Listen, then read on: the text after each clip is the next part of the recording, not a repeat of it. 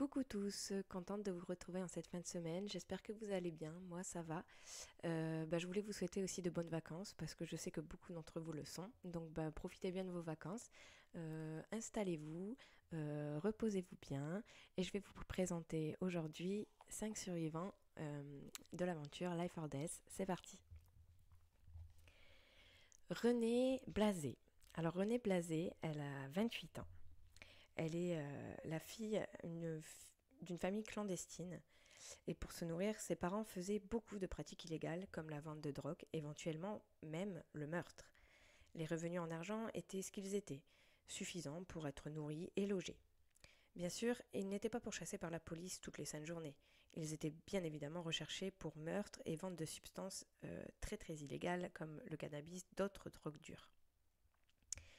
Un beau jour, c'était un jour d'été exactement, ce fut une sorte de drame, ou pas, pour la famille Blasé. Les parents de Renée, alors qu'elle était âgée de 17 ans, qui n'avaient fait aucune étude, eh bien, elle eut la merveilleuse occasion d'en avoir grâce à l'arrestation de ses parents par la police. Seule Renée ne fut pas arrêtée et mise en prison certainement à vie, car elle n'était encore qu'une mioche, comme disait la police, quand ils l'ont trouvée dans la cave en train de rouler de la poudre en sachet pour ses parents. Eh ben c'est du beau. Renée était certes leur fille, mais à la fois leur esclave. La police, quant à elle, eut l'obligeance de la mettre en école militaire pour qu'elle poursuive ses études correctement malgré un énorme retard. Durant des années d'études et d'apprentissage en tant que soldat, elle était prête pour ses premières missions terrestres. La bonne nouvelle, c'est qu'elle avait retrouvé ses parents. La mauvaise nouvelle, c'est qu'elle les a tués de ses propres mains. Tel un esprit de vengeance comme un fantôme caché sous les planches. Pourquoi sous les planches? Car pour sa première mission, elle devait faire face avec des collègues à des dealers et meurtriers dans un ghetto. Malheureusement, depuis ces années où elle n'a pas vu ses parents car elle ne voulait pas les revoir, elle eut le malheur donc de les recroiser vivants et évadés de leur prison. Bien que ses collègues furent canardés de tirs, elle était en face de ses parents et elle a exécuté cruellement son père et sa mère. C'étaient les ordres qu'elle a respectés. Elle avait 24 ans durant cette mission. D'ailleurs, après cette mission, des années repassaient encore et à l'âge de 28 ans, elle fit le blackout. Donc voilà, une triste histoire pour Renée Blasé.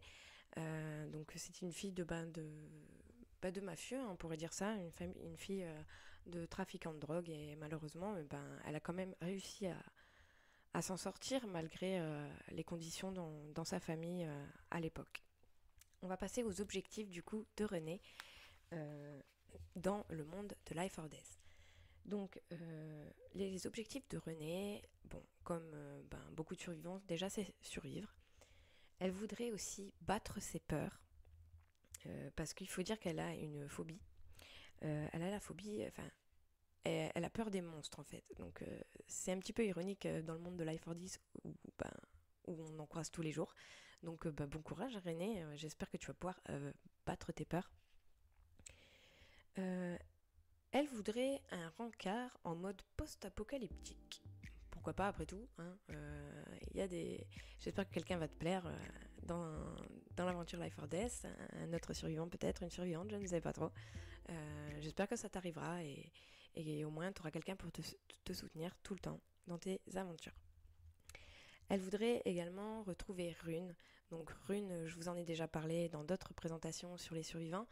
Rune est actuellement un survivant en fait qui est possédé par le démon Lilith. Donc voilà, il y a sa femme, donc Lia, qui cherche à le retrouver, mais apparemment Renée aussi veut le retrouver. Donc voilà les filles, peut-être que vous devriez vous allier. Elle voudrait protéger 2 survivants que vous ne connaissez pas encore, mais qui arriveront aussi dans des présentations à venir. Donc c'est Debbie et Aaron, voilà. Elle voudrait aussi prendre une bonne douche. Ouais, c'est vrai que sur Life or Death, prendre une douche, c'est une bonne douche chaude. En fait, c'est quasiment impossible, à part si vous n'allez pas avoir des camps alliés, par exemple, qui pourraient vous fournir de quoi vous doucher décemment. À l'extérieur, il y a rien, en fait. À l'époque, il y avait un bunker qui avait été retrouvé Malheureusement, il a été détruit récemment d'ailleurs, il a complètement explosé. Euh, je vous raconterai peut-être pourquoi, sûrement même. Sachez que c'est un rapport justement avec Rune et Lilith. Voilà. René aussi, ce qu'elle voudrait faire, c'est trouver des munitions, parce que sachez que dans ce monde, on peut trouver des objets, des ressources, des soins, de quoi s'alimenter, mais c'est vrai que les munitions, les armes, c'est assez rare en fait. Voilà, voilà. On va donc passer à un autre survivant. On enchaîne, c'est parti. Nous allons passer à Ren Akira. Ren Akira qui a 26 ans. Donc Ren est une personne ayant une vie plutôt normale, mis à part qu'il ait vécu la majeure partie de sa vie chez ses grands-parents, avec un père alcoolique ayant perdu la garde de son enfant et une mère ne voulant pas s'occuper de lui, il était bien obligé de vivre là-bas. Sa vie n'a pas été très très difficile. Une fois devenu jeune adulte, il slalome entre différents petits boulots afin de pouvoir vivre comme n'importe qui d'autre pourrait le faire. Le jeune homme, à l'âge de 26 ans, eut enfin assez d'argent pour pouvoir se louer un nouvel appartement, car l'ancien n'était pas vraiment super. Il y commença à aménager, étant assez heureux de pouvoir enfin vivre dans ce nouvel endroit. Il avait un sourire aux lèvres à chaque fois qu'il rentrait chez lui, mais un beau jour, à peu près 4 jours après avoir emménagé, en fin d'après-midi, quand Ren rentra du travail exténué, il se mit devant la télé. Ce sont ses derniers souvenirs avant le blackout. Sa vie allait recommencer autre part dans le monde et d'une façon bien différente. Il n'aura pas pu parce qu'il y a eu le blackout et malheureusement blackout et apocalypse. Voilà. Donc désolé pour toi, Ren. Donc Ren, on va parler de ses objectifs maintenant. Donc l'objectif de Ren, c'est bien évidemment survivre, comme la plupart aussi des survivants. Il voudrait être utile au groupe. Je pense qu'il parle du groupe de Jack et donc du groupe de survivants qui a établi un QG au centre commercial. Donc voilà, il veut apporter son aide du coup donc au leader de ce groupe de survivants. Il voudrait se faire des alliés. Et ben, je te le souhaite parce qu'en ce moment c'est assez chaud sur Life or Death. Il y a des camps qui vous menacent, et pas que des camps d'ailleurs, il y a aussi des entités maléfiques qui vous menacent. Bon courage, j'espère que vous trouverez les alliés qu'il faut. Ce qu'il voudrait Ren aussi, c'est partir de l'Alaska, comme beaucoup de survivants aussi, c'est partir de l'Alaska. Pourtant c'est joli l'Alaska, il y a des belles montagnes, tout ça, il y a des lacs, des forêts, c'est beau. Peut-être que ça se fera, je peux pas vous le dire. J'espère en tout cas que oui, vous atteindrez vos objectifs. Et enfin, pour les objectifs de Ren, devenir pur pour remplir sa mission. Alors voilà, Ren, comme vous l'avez deviné, c'est un joueur qui lui aussi a une mission qui a été donnée par un PNJ. Là, entre autres, c'est un PNJ, c'est pareil que pour Yaoke. Je ne sais pas si vous vous rappelez, c'est dans la première vidéo sur les survivants. Yaoke, elle a une mission avec une entité céleste qui s'est nommée Templier en fait, qui lui a demandé de l'aide pour retrouver son chef de guerre, donc un archange certainement. Je ne peux pas vous dire lequel, mais en tout cas, elle lui a donné un médaillon magique qui lui permettra de l'aider à retrouver cet archange. Et Ren, c'est pareil. Il a eu la visite d'un ange céleste, du coup, pour lui demander de l'aide, et il lui a donné aussi ce médaillon. Donc Ren, j'espère que tu vas réussir cette petite quête. Je pense aussi vaut mieux que tu réussisses cette quête. Je n'en dirai pas plus. On passe à la survivante suivante. La survivante suivante, c'est Octavia Blake. Elle a 24 ans. Donc je pense que le nom et le prénom, ça va vous dire quelque chose, mais mine de rien, ça n'a rien à voir avec celle qu'on connaît tous de la série The 100. Octavia avait une vie normale. Elle avait un travail et un bon appartement. Elle vivait une vie tranquille en colocation avec sa meilleure amie dont elle était secrètement amoureuse. Elle était souvent remarquée par des agences de mannequinat, mais malgré tout, ça ne l'intéressait pas. Pour elle, c'était comme vendre son corps pour de l'argent. Elle travaillait en tant que coach de combat. Elle apprenait à se battre à des gens de tout âge, malgré son physique qui semble être frêle et fragile. Elle est très très forte. S'entraînant de son côté à manier des armes telles que des épées, des hachettes, tout comme des armes à feu, des sabres. Cela lui plaisait malgré son côté plutôt mignon. Octavia faisait tout pensant que ça lui servirait un jour, sûrement, de savoir se battre ou d'utiliser des armes. Bon, je peux pas vous dire, elle a eu raison. Elle était épanouie dans sa vie. Elle avait un frère du nom de Clyde qui avait 1 an de plus qu'elle, mais un jour il est parti sans donner de nouvelles. Jusqu'au jour où il a appelé Octavia, paniqué. Il lui avait dit au téléphone: Aide-moi, petite sœur, j'ai besoin de toi. Octavia était paniquée à son tour.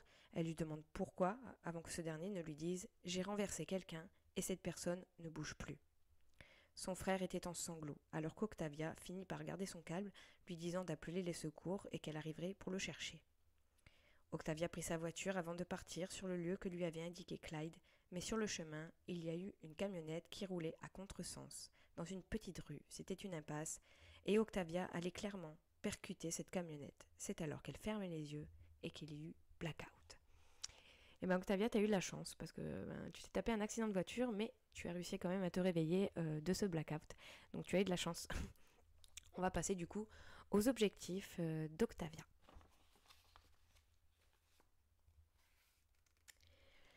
Les objectifs d'Octavia, c'est tenter de revoir Swan et Edward. Donc Edward, principalement, je vous en ai parlé dans la vidéo sur les premiers survivants, là. Edward, donc, c'est donc le viking. Et elle espère le retrouver. Je pense que vous allez pouvoir vous retrouver. D'ailleurs, je pense que c'est presque même déjà fait. Pour ce qui est de Swan, par contre, c'est mon ancien personnage. Alors vous vous doutez que comme c'est mon ancien personnage, elle a disparu. Ou alors, elle est morte. Walou. Elle voudrait aussi rejoindre Jack. Donc Jack Shepard, je vous le répète, c'est le leader du centre commercial, donc du groupe de survivants. Et je pense qu'elle veut rejoindre ses rangs. Donc bon courage Octavia, je pense que tu vas être bien accueillie comme il faut. J'espère pour toi. Elle voudrait aussi exterminer les Rox. Vas-y, je t'attends. Ok. Elle veut exterminer les Rox, c'est un petit peu compréhensible parce que justement à son réveil dans Life or Death, la jeune Octavia, elle a été accueillie par 2 membres des Rox qui étaient Yolandi et Suzy, et ils lui ont demandé de passer un message mystérieux aux Islands. Pourquoi on ne le sait pas encore. N'empêche que Octavia, elle a réussi. Donc elle est allée voir les Islands et elle a dû redescendre, donc les Islands qui sont dans le nord, elle a dû redescendre jusqu'au sud afin de rejoindre les Rox pour leur dire que le message avait été transmis, et les Rox lui ont dit qu'ils avaient un colis pour les Highlands. Alors bien sûr, Octavia, pendant toute sa petite quête, toute sa route pour arriver jusque chez les Rox, elle était accompagnée de Lincoln. Donc voilà. Lincoln, on a voulu lui faire plaisir un petit peu à la joueuse aussi, il faut pas se mentir. On lui a offert Lincoln sur un plateau. Voilà. Donc elle a passé son message aux Highlands, elle est revenue chez les Rox, et les Rox en fait lui ont montré quelque chose. Pour l'instant, je vous en dis pas plus. Voilà, ça sera pour les futures histoires. Octavia, en dernier objectif, elle voudrait tuer de ses propres mains Roxane. Donc, comme vous l'avez compris, Octavia, elle est rentrée en fait dans le camp Rox grâce à cette mission. Donc, elle a fait un petit peu le tour, elle a eu une visite guidée, et effectivement, elle n'a pas du tout apprécié, ne serait-ce que les comportements des Rox, comme la chef, c'est des gens assez vulgaires. Ils ont des esclaves, ils enferment leurs esclaves dans des cages, ils montrent fièrement en fait les gens qu'ils ont tués, ils postent des pics, des têtes sur des pics et tout à l'entrée du camp. Bon, ils sont un petit peu, ils ont leur fonctionnement à eux. Donc Octavia n'a pas vraiment apprécié ce petit voyage là-bas chez les Rox. Voilà, j'espère Octavia que tu arriveras à assouvir ta vengeance. On va passer du coup à un autre survivant, c'est parti. Nous allons passer au petit schizophrène de Life or Death. Alors il le joue bien, franchement, sans spoil, hein, je le dis direct, jouer un schizophrène, c'est pas donné à tout le monde, c'est pas facile, et pour l'instant, tu le joues très très bien, ton petit Glenn, je tenais à te le dire. Donc voilà, je vous présente du coup Aaron Glenn, il a 19 ans. Donc Aaron, c'est un jeune homme qui a subi de nombreuses violences au cours de son enfance et de son adolescence. Il se faisait souvent harceler verbalement en primaire. Au collège, certains ont commencé à le tabasser, l'envoyant plusieurs fois à l'hôpital. Au cours de ces 4 années, il a commencé à développer une double personnalité.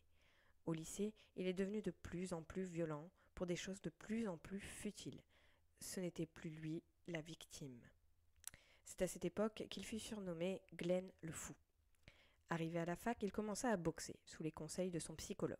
Cela l'aidait un peu à garder le contrôle, mais il lui arrivait encore de frapper d'autres élèves quelquefois, mais de plus en plus rarement.